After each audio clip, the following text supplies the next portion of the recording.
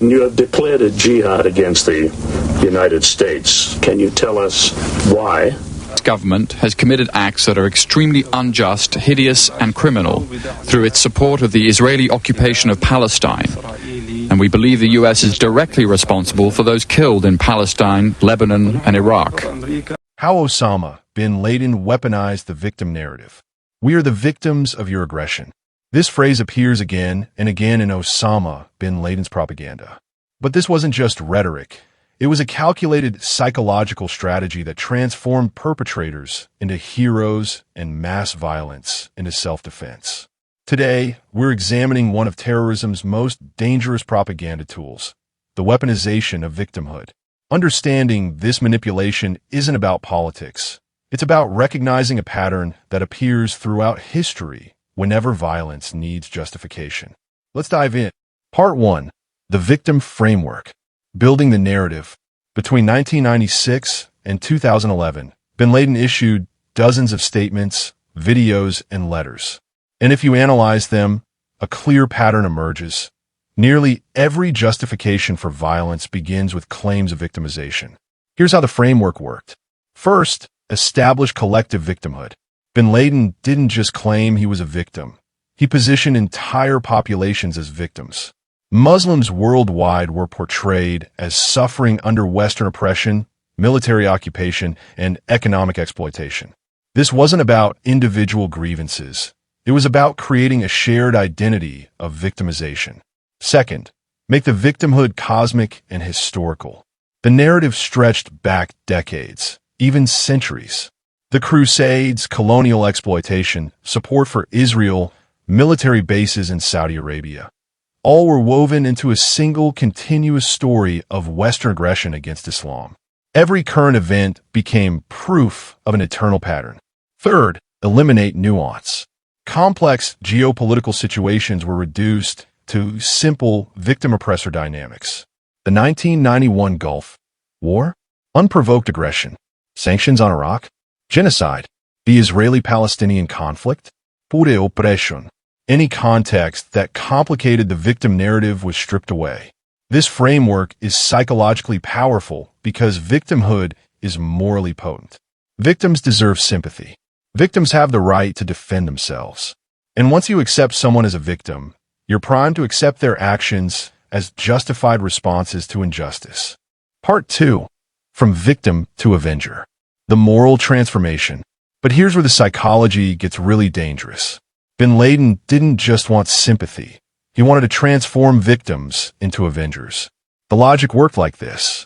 If we are victims of aggression, then we have the right to self-defense. If self-defense is justified, then violence against our oppressors is morally righteous. And if our cause is righteous, then there are no innocent bystanders. Everyone who supports the oppressor becomes a legitimate target. Notice the escalation? It starts with legitimate grievances.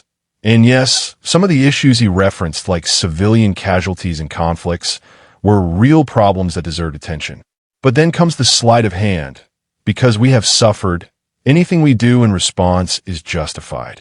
This is what psychologists call moral licensing. The victim status provides moral credit that can be spent on otherwise unacceptable actions. You're not committing mass murder. You're striking back against oppression. You're not terrorizing civilians. You're fighting a defensive war with limited resources. In bin Laden's 1996 declaration, he explicitly framed the killing of American civilians as defensive action. In his 2002 letter to America, he argued that American democracy made all citizens complicit and therefore legitimate targets. The victim narrative had done its work. It had transformed terrorism into resistance, murder into martyrdom. Part 3. The Propagandist Psychology. Why this works? You might be thinking, surely people could see through this. But victim narratives are psychologically sticky for several reasons. First, they tap into real grievances. This is crucial. Effective propaganda doesn't create lies from nothing. It takes real problems and amplifies, distorts, and weaponizes them. Yes, there were civilian casualties in Iraq. Yes, there was suffering in Palestine. These truths became the foundation for a much larger edifice of justification. Second, they create in-group solidarity. When you define your group as victims, you create powerful emotional bonds. It's us against them, the oppressed against oppressors. This tribal psychology makes people less likely to question the narrative and more likely to support extreme measures. Third, they provide meaning and purpose. Being a victim of random suffering is psychologically difficult, but being a victim of intentional oppression, that gives your suffering meaning. And fighting back against that oppression, that makes you a hero in a cosmic struggle between good and evil. Fourth, they flip the moral script.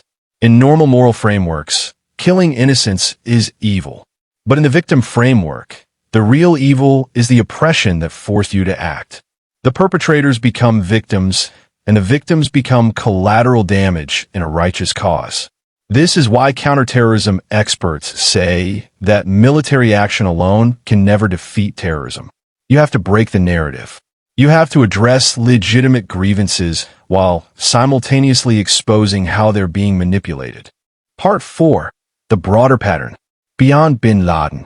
Here's the uncomfortable truth. Bin Laden didn't invent this playbook. The weaponization of victimhood appears throughout history whenever groups seek to justify violence. The Nazis portrayed Germans as victims of Jewish conspiracy and the Treaty of Versailles before launching genocide. Rwandan extremists portrayed Hutus as victims of Tutsi domination before orchestrating mass slaughter. Ethnic cleansing campaigns almost always begin with claims that we are the real victims defending ourselves. Even in contemporary politics, you see echoes of this psychology. Political movements across the spectrum sometimes deploy victim narratives to justify increasingly extreme actions. The language is always the same. We're under attack. We're being oppressed. We have no choice but to fight back. And here's what makes it so insidious. There's often a kernel of truth. Groups that weaponize victimhood usually have experienced some form of genuine hardship or injustice. That's what makes the manipulation so effective and so dangerous. The question isn't whether grievances are real. It's whether the response is proportionate, whether the narrative is honest, and whether the proposed solution addresses the problem or simply perpetuates cycles of violence. Part 5. Breaking the cycle. Recognizing the pattern. So how do we break this pattern? How do we respond to legitimate grievances without falling for victim narrative manipulation? First, acknowledge complexity. Real-world conflicts almost never have pure victims and pure perpetrators. When someone presents a perfectly simple story of good versus evil, be skeptical. Complexity is uncomfortable, but it's usually closer to truth. Second, question the logic of collective guilt. Just because a government commits an injustice doesn't make every citizen of that country a legitimate target. Just because you've suffered doesn't give you the right to make others suffer. This should be obvious, but victim narratives blur these boundaries. Third, look at the proposed solutions. Does the solution actually address the grievance? Or does it simply create more victims? Bin Laden's solution to Muslim suffering was to kill more people, which only created more suffering, more grievances, and more cycles of violence. Fourth, recognize when victimhood becomes identity. When being a victim becomes central to how a group defines itself, it becomes nearly impossible to move forward. The goal shifts from solving problems to maintaining the grievance, because without it, the group loses its coherent identity and moral authority. Finally, separate addressing injustice from justifying violence. We can acknowledge that civilian casualties in conflicts are wrong while also recognizing that terrorism is wrong. We can work to address legitimate grievances while refusing to accept that grievances justify atrocities. These aren't contradictory positions, they're necessary ones. Conclusion. Osama bin Laden's victim narrative wasn't just propaganda. It was a psychological weapon designed to transform perpetrators into heroes and mass murder into self-defense. By positioning his followers as victims of cosmic oppression, he provided moral license for increasingly extreme violence. But the pattern doesn't end with bin Laden. The weaponization of victimhood remains one of the most powerful tools for justifying violence across the political and ideological spectrum. And in our current moment, where everyone from political movements to online communities to nations themselves compete to claim victim status, understanding this psychology matters more than ever. The antidote isn't to dismiss all claims of victimization. Many groups genuinely do face oppression and injustice. The antidote is to develop what we might call critical empathy, the ability to acknowledge suffering while remaining clear-eyed about how claims of suffering can be manipulated to justify harm. Because here's the truth: being a victim doesn't make you right. Suffering doesn't grant unlimited moral authority. And legitimate grievances don't justify illegitimate responses.